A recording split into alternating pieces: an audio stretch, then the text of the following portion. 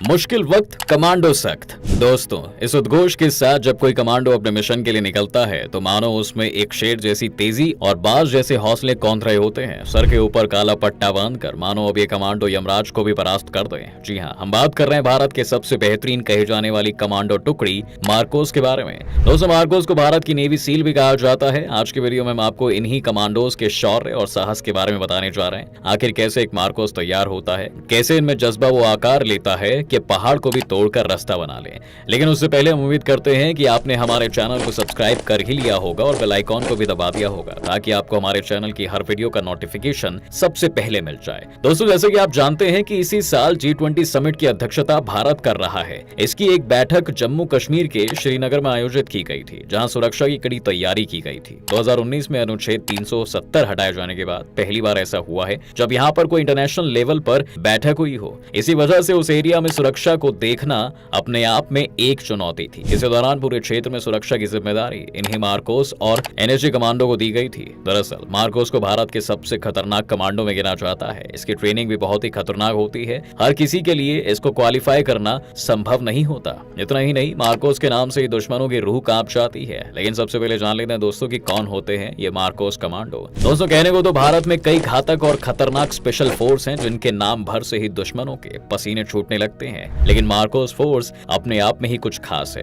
कहते हैं Marcos commando मौत को मात देकर तैयार होते हैं, जिनकी ट्रेनिंग 3 सालों की होती है। आपको बता दें कि मार्कोस या फिर मरीन कमांडो फोर्स में भारत के सबसे खतरनाक और घातक कमांडो होते हैं। हालांकि यह इंडियन नेवी की स्पेशल ऑपरेशंस फोर्स यूनिट है, लेकिन इनको ट्रेनिंग इस तरह से दी जाती है कि यह आसानी से ग्राउंड से लेकर आसमान तक दुश्मनों का खात्मा कर सकते हैं। भारतीय नौसेना की यह स्पेशल यूनिट फरवरी 1987 में कमीशन की गई थी। इन्हें दुनिया के सभी आधुनिक हथियार चलाने की ट्रेनिंग दी जाती है। दोस्तों, मार्कोस कमांडो को आतंकवाद से लेकर नेवी ऑपरेशन और एंटी पायरेसी ऑपरेशन में भी यूज किया जाता है। लेकिन आखिर क्यों बनाई गई थी ये स्पेशल यूनिट? इस स्पेशल यूनिट को बनाने के पीछे का इतिहास 1955 से शुरू होता है। दोस्तों, दरअसल उस समय इंडियन आर्म फोर्सेस ने ब्रिटिश स्पेशल बोट सर्विस की मदद से कोच्चि में एक डाइविंग स्कूल की स्थापना की थी। इसका लक्ष्य आर्मी के लोगों को फ्रॉगमैन और कॉम्बेटेंट ड्राइवर्स यानी लड़ाकू गोताखोर बनाना था। हालांकि 1971 में भारत पाकिस्तान के बीच छिड़े युद्ध में इन्हें सफलता नहीं मिल पाई, जिसके लिए उनकी ट्रेनिंग को जिम्मेदार मान लिया गया। इसके बाद 1986 में भारतीय नौसेना ने एक स्पेशल फोर्स यूनिट बनाने का फैसला किया,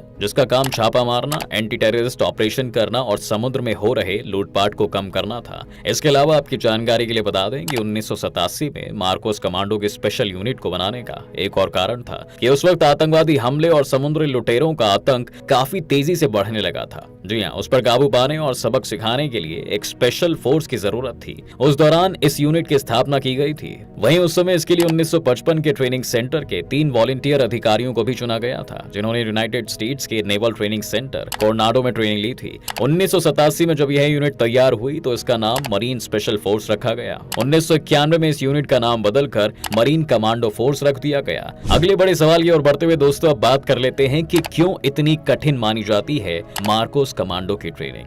आपको जानकर हैरानी होगी कि मार्कोस कमांडो की ट्रेनिंग बहुत ही ज्यादा मुश्किल होती है, जिसका एक आम आदमी अंदाजा भी नहीं लगा सकता। मार्कोस की ट्रेनिंग अमेरिकी नेवी सील्स की तरह कराई जाती है। फिलहाल इसमें 1200 कमांडो मौजूद हैं। इनका चयन बहुत ही कठिन ट्रेनिंग के बाद किया जाता है। दरअसल मार्कोस के लिए चुने गए सैनिकों की ट्रेनिंग 3 सालों के लिए होती है। इसमें हजारों सैनिकों में से कुछ ही सैनिकों को ट्रेनिंग के लिए आगे भेजा जाता है। ट्रेनिंग के दौरान सैनिकों को 24 घंटे में से सिर्फ 4 से 5 घंटे तक ही सोने दिया जाता है। तड़के सुबह से शुरू हुई ट्रेनिंग देर शाम या फिर कई बार तो आधी रात तक भी चलती रहती है, चाहे कैसे भी हालात हो, लेकिन सैनिक को अपनी ट्रेनिंग पूरी करनी ही होती है। मार्कोस बनने के लिए दोस्तों, सैनिकों की ट्रेनिंग सिर्फ समुद्र में ही नहीं होती, बल्कि इन्हें अलग अलग जगह पर ट्रेन किया जाता है। भारत में राजस्थान, तवांग, सोनमर्ग और मिजोरम जैसे अलग अलग रीजन्स में इन्हें ट्रेनिंग देकर तैयार किया जाता है, ताकि ये हर जगह अपने ऑपरेशन को अंजाम दे सकें। मार्कोस में सिलेक्शन के लिए 5 हफ्तों की शुरुआती ट्रेनिंग होती है। यह ट्रेनिंग इतनी तकलीफ देह होती है कि लोग इसकी तुलना नर्क से करते हैं। इस दौरान ट्रेनी से बहुत हार्डवर्क करवाया जाता है। इन 5 हफ्तों में इन्हें सोने का भी बहुत कम मौका मिलता है। ज्यादातर कैंडिडेट्स यहीं से वापस लौट जाते हैं। दोस्तों,